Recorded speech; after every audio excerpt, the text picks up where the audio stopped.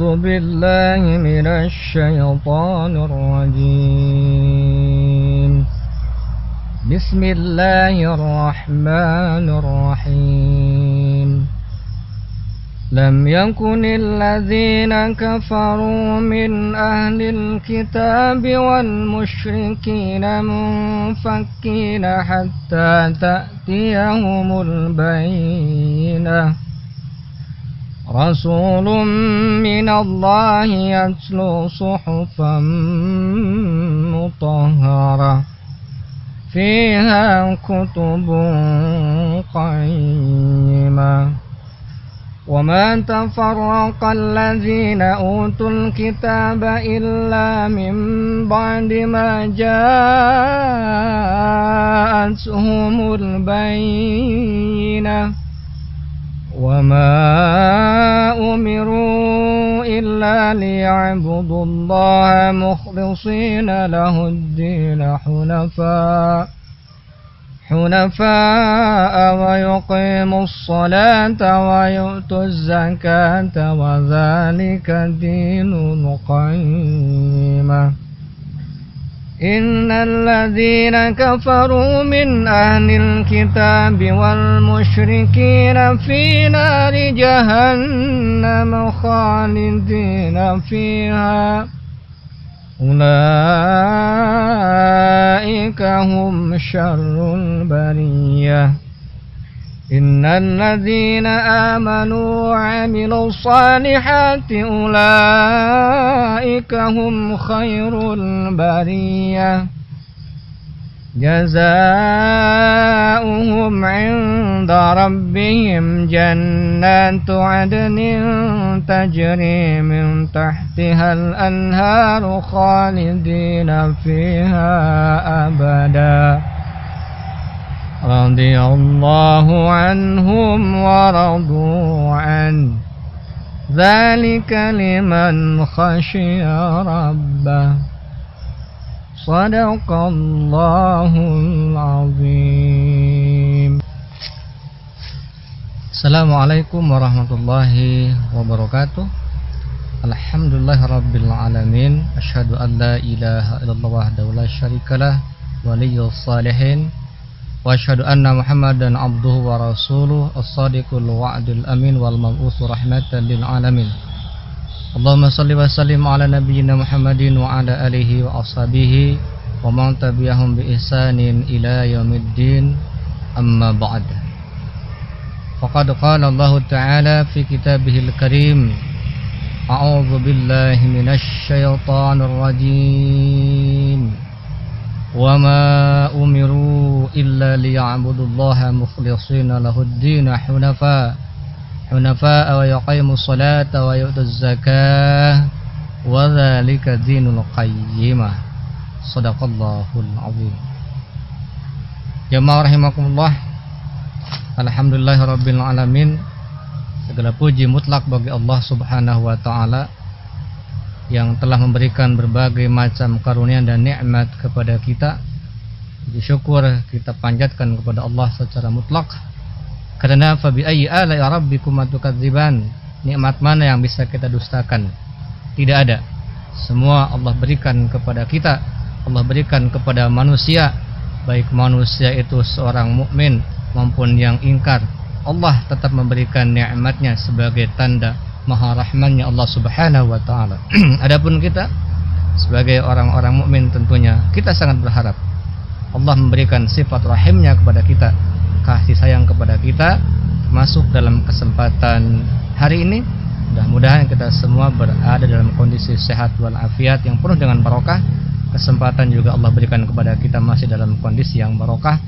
Dan tidak lupa kita diberikan oleh Allah niat yang masih kuat untuk selalu dan selalu bermuamalah, beribadah dalam kebaikan dan kebaikan.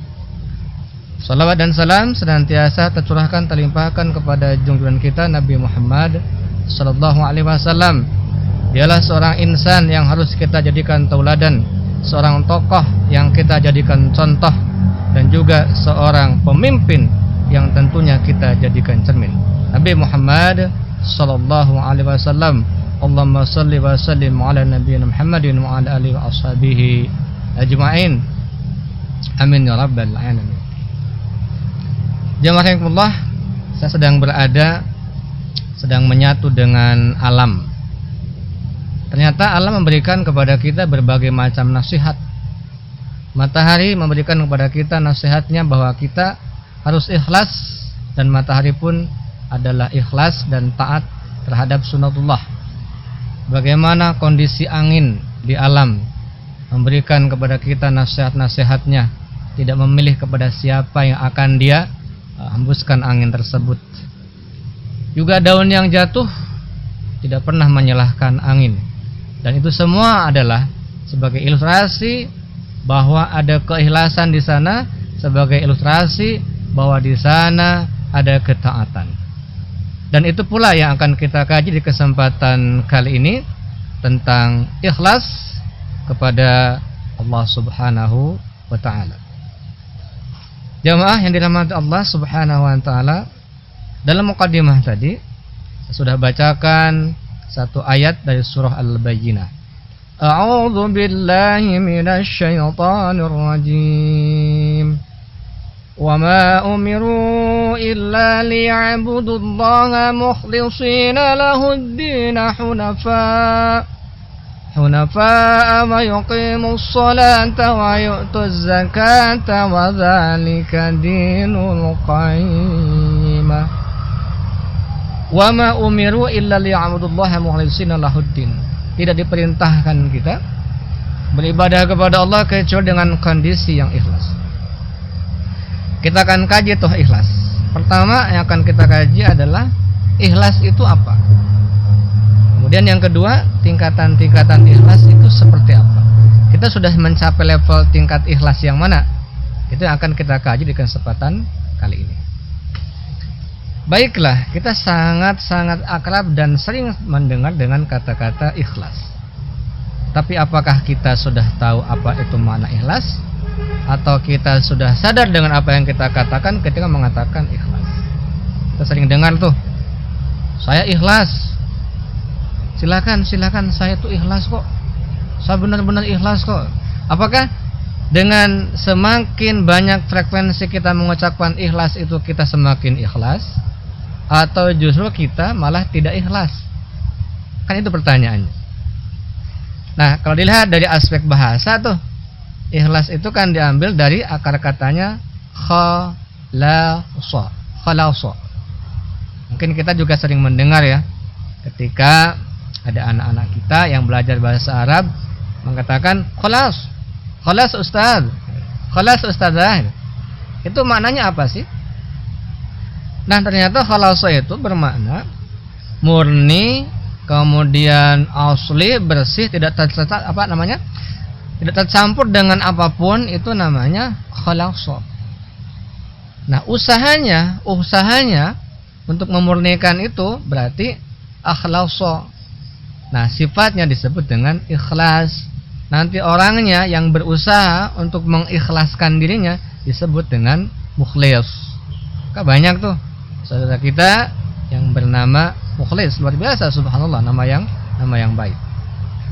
Jamaah yang dirahmati Allah Subhanahu wa taala, ternyata ikhlas itu ya tidak mesti frekuensi kita berucap ikhlas kemudian kita menjadi orang yang ikhlas, tidak mesti. Bahkan dalam Al-Qur'an ada tuh satu surah tuh yang disebut dengan surah Al-Ikhlas.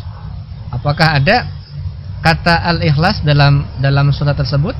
Tidak ada. Berarti etibarnya adalah ikhlas itu ya masalah hati, kondisi hati. Maka tidak perlu diungkapkan, tidak perlu diucapkan kepada orang lain. Kalau kita mengambil etibar dari surah Al-Ikhlas. Tapi surah Al-Ikhlas tidak ada kata-kata ikhlas. Apa itu surah Al-Ikhlas? Jangan kita seperti anak kita tuh, baca coba surat Al-Ikhlas. Aduh, nggak tahu Ustaz. Udahlah kalau nggak tahu baca surah Qul Hu. Lalu dia mengatakan, oh kalau surat itu tahu. Surah Al-Ikhlas itu surah Qul Huwallahu Ahad, Allahus Samad, lam yalid wa lam yulad wa lam yakul lahu kufuwan ahad. Disebut dengan surah Al-Ikhlas, padahal tidak ada kata ikhlas dalam surah tersebut. Subhanallah, Masya Allah. Jamaah yang dirahmati Allah Subhanahu wa taala. Kita masuk ke pertanyaan yang kedua. Tadi kan sudah tentang makna ikhlas itu kan. Jadi kita memurnikan apa yang kita perbuat tuh. Ya, termasuk dalam hal ini khususnya dalam masalah ibadah kita kepada Allah Subhanahu wa taala. Pertanyaan kedua yang kita bahas adalah tingkatan ikhlas itu seperti apa sih levelnya? Dan kita sudah masuk dalam kondisi level yang mana ikhlas kita? Jangan-jangan ikhlas yang paling rendah. Kita berharap ikhlas yang paling tinggi, karena bagaimanapun grafik kita dalam ibadah setiap harinya harus naik grafiknya. Jangan sampai stagnan, ada di level ikhlas paling bawah terus. Itu kan sebuah hal yang tidak kita harapkan. Para ulama memberikan keterangan kepada kita berbagai macam level ikhlas. Pertama, ada yang disebut dengan ikhlas mubtadi'in. Ibtida itu artinya awal atau permulaan. Orang yang ikhlas dalam kategori atau level mubtadi'in adalah dia ikhlas tujuan semata-mata ibadah kepada Allah Subhanahu wa taala, tetapi masih mengharapkan masalah-masalah yang sifatnya duniawiyah. Misalnya begini, aku kepengen baca surah Yasin lah supaya cita-citaku tercapai, misalnya begitu ya. Aku kepengen infak lah supaya hartaku melimpah dan berkah. Nah, itu contoh dari keikhlasan, tapi masih ada harapan yang sifatnya duniawiyah. Nah, pertanyaan susulannya adalah apakah dilarang hal seperti itu? Apakah justru hal seperti itu berarti bukan menjadikan orang tersebut sebagai orang ikhlas?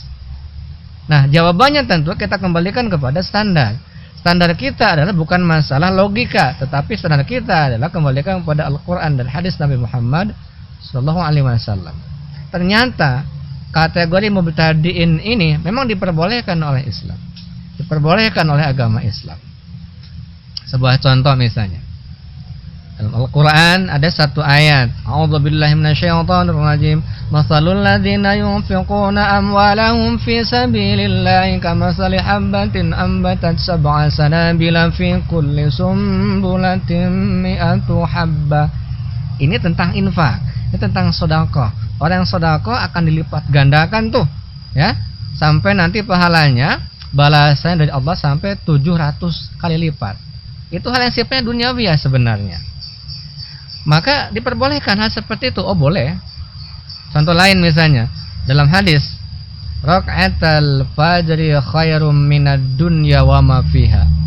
2 rakaat qabliyah subuh tuh, atau salat sunnah fajar tuh, itu lebih baik dari dunia beserta isinya. Nah, orang yang melakukan itu tentu berharap, ini nanti balasan dari Allah lebih baik dari dunia beserta isinya tuh. Maka dilakukan oleh orang itu. Apakah salah seperti itu? Tidak salah. Karena memang Allah Subhanahu wa taala, Nabi Muhammad SAW memberikan kepada kita, memberikan kepada umatnya, bahwa manusia itu biasanya dia sangat-sangat semangat melakukan sesuatu yang sudah ada balasannya dan sifatnya konkret. Ini tentu level-level yang sifatnya mubtadi'in. Jadi levelnya mubtadi'in. Jadi konkret gitu. Kita mau ibadah itu sudah jelas ada balasannya. Kita mau ibadah ini sudah jelas dikonkretkan ya balasannya. Maka orang yang beribadah itu adalah menjadi semangat.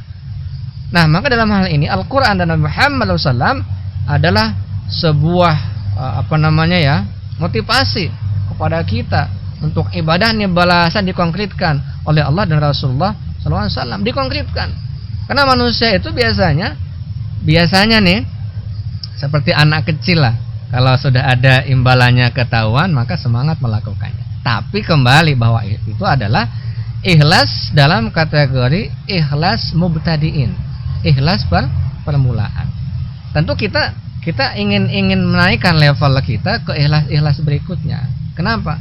Karena memang ikhlas yang kita miliki ini, yang sekarang kita miliki, yang sekarang saya miliki, kita tidak bisa sih menyebutkan levelku sudah level 2, level 3, tidak.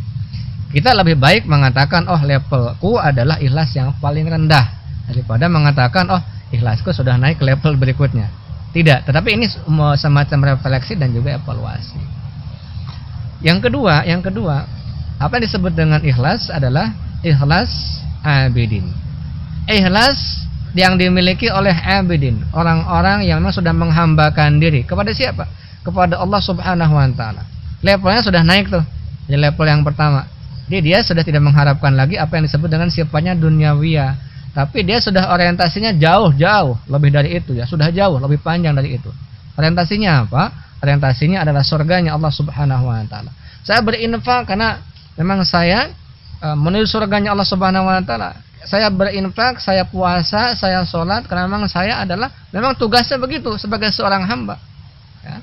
Wa ma khalaqtul jinna wal insa illa liya'budun. Memang tugasnya kami untuk beribadah ya Allah. Nah, ini sudah levelnya ikhlas. Ikhlas yang kedua tuh. Ikhlas dalam kategori abidin. Hanya dimiliki orang-orang yang sudah betul-betul menghambakan diri kepada Allah Subhanahu wa taala. Tidak memikirkan balasan-balasan yang hanya sifatnya duniawiyah sementara. Tapi orientasinya sudah jauh lebih dari itu. Nah, dari dua level ini kita evaluasi diri kita. Sebenarnya ikhlas kita sudah ada level mana sih? Apakah masih level mubtadiin? Ikhlas yang levelnya hanya permulaan? Atau sudah masuk ke dalam ikhlas yang sifatnya sudah abidin?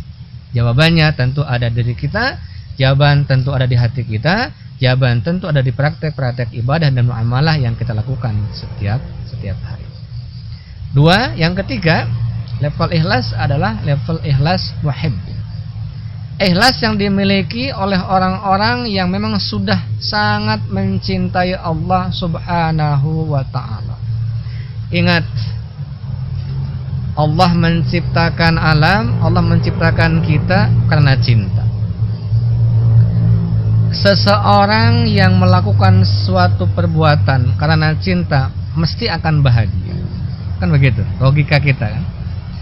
Seseorang yang menurut pandangan orang lain begitu susahnya melakukan sesuatu, di panas yang terik, mungkin kehujanan dan sebagainya, tapi ketika dalam hatinya orang tersebut melakukan atas dasar cinta, maka bahagialah yang akan dia miliki, bukan derita. Karena cinta itu membuat seseorang menjadi bahagia. Nah, cinta kepada Allah Subhanahu wa taala merupakan hal yang sangat akan membahagiakan seorang hamba ketika beribadah kepada Allah Subhanahu wa taala. Tidak ada keluh kesah, ya. Tidak ada banyak mempertanyakan, untuk apa kok sholat, untuk apa kok puasa, untuk apa infak. Tidak ada pertanyaan seperti itu. Kenapa? Karena apapun yang Allah perintahkan langsung, ya, tanpa berpikir lagi, langsung diimani, langsung dilaksanakan. Langsung dalam bahasa Jawanya mungkin pasrah bongkoan begitu. Dan itu sebagai ciri khas seorang muslim, pasrah, tidak banyak pertanyaan. Ketika Allah memerintahkan apa, laksanakan, dan itu ketaatan yang sifatnya menjadi dimiliki oleh seorang muslim. Nah, ikhlas muhibbin. Ikhlas dalam kategori mencintai Allah Subhanahu wa taala merupakan ikhlas yang levelnya lebih tinggi daripada level yang kedua. Kenapa lebih tinggi? Karena ikhlas muhibbin itu sudah tidak lagi memikirkan, wah, aku nanti surga atau neraka ya. Wah, aku nanti golongan kanan atau golongan kiri ya. Tidak lagi seperti itu. Karena apa? Karena betul-betul apa yang dia lakukan adalah merupakan tanda cintanya kepada Allah Subhanahu wa taala. Saya sholat karena mencintaimu wahai ya Allah, gitu kan? Saya berpuasa karena memang cintaku kepadamu ya Allah, saya puasa. Itu adalah level-level orang yang sifatnya muhibbin. Mungkin kita pernah mendengar perkataan sebuah filosofi ya, perkataan yang sifatnya sudah masuk ke dalam dunia tasawuf falsafi. Ada ulama-ulama yang sudah level ikhlasnya tinggi yang mengatakan, ya Allah, aku ini mau masuk surga atau masuk neraka tidak masalah, asal tetap mendapatkan ridho dan cintamu. Nah, itu kan sebuah level ikhlas yang luar biasa. Kalau kita kan tidak seperti itu, belum ke seperti itu ya. Ya, kita ibadah, kita sholat, kita puasa, kita zakat, kita infak dan sebagainya. Ya tentu kita ingin mendapatkan apa? Surganya Allah Subhanahu wa taala. Karena itu diperbolehkan. Memang kita mengharapkan pahala dan surga Allah Subhanahu wa taala. Bukankah orang-orang yang beriman, bukankah orang-orang yang taat dalam surah Al-Insan ya?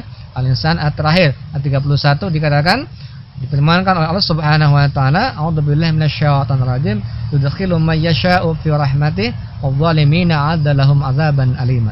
Jadi orang-orang yang beriman, yang taat, yudkhilu may yasha'u fi rahmatih, akan dimasukkan ke dalam rahmatnya, yaitu surganya Allah Subhanahu wa ta'ala. Nah, inilah level ikhlas yang disampaikan oleh para ulama. Tentu kita akan berusaha segenap kemampuan kita, kompetensi kita, ilmu yang kita miliki akan kita kerahkan untuk mendapatkan level ikhlas yang paling tinggi. Ya minimal level ikhlas yang kedua, ikhlas abidin, bukan hanya ikhlas yang sifatnya mubtadiin, bukan hanya ikhlas yang sifatnya hanya mengharapkan balasan yang sifatnya duniawiyah semata-mata.